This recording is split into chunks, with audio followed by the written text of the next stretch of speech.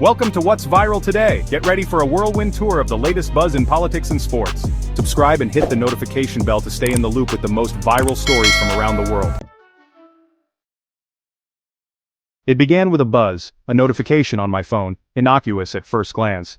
It was an invitation to join a Signal group chat. The group's name meant nothing to me, a jumble of letters and numbers. I assumed it was a mistake, a wrong number perhaps. Yet, curiosity piqued, I clicked join.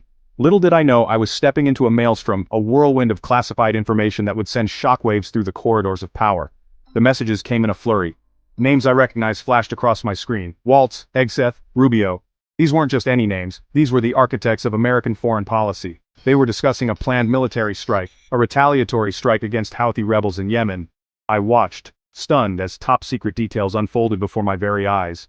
Target locations, troop movements, even the specific munitions to be used. It was all laid bare. My initial disbelief quickly gave way to a chilling realization. I, a journalist, had been granted an unprecedented glimpse behind the curtain of American military might.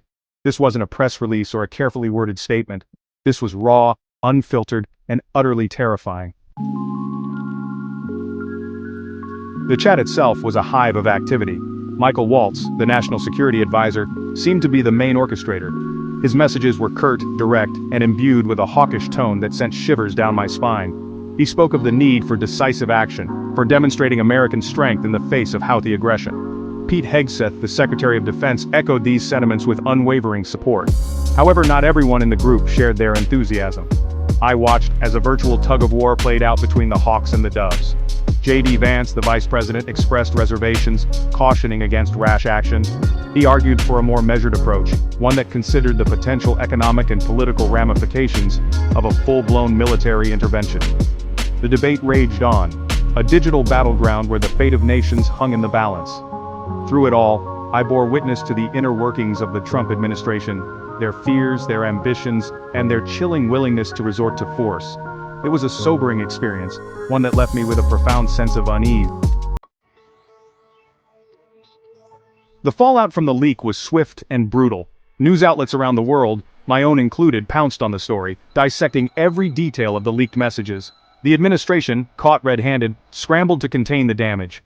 Denials were issued, explanations were offered, but the damage was done. The National Security Council, in a carefully worded statement, attributed my inclusion in the group chat to an inadvertent error, a likely story.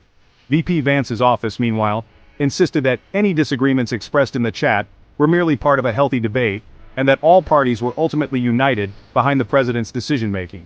However, legal experts were quick to point out the potential ramifications of the leak. The use of Signal, an unapproved app, for discussing classified information raised serious security concerns. Some even went so far as to suggest that Waltz's actions may have violated the Espionage Act. The accidental leak of the Trump administration's war plans sent shockwaves through the world, exposing the fragility of peace and the dangerous undercurrents of international relations. It revealed the inner workings of a White House deeply divided on matters of war and peace, a division that could have catastrophic consequences. The incident served as a stark reminder of the power of technology, its ability to both inform and deceive, to expose secrets and topple empires. It also highlighted the critical importance of transparency and accountability, particularly when it comes to matters of war and peace. As for the conflict in Yemen, it continues to simmer, a powder keg in a region already on edge. The accidental text leak may have been a momentary lapse in judgment, a technological error, but its consequences could reverberate for years to come.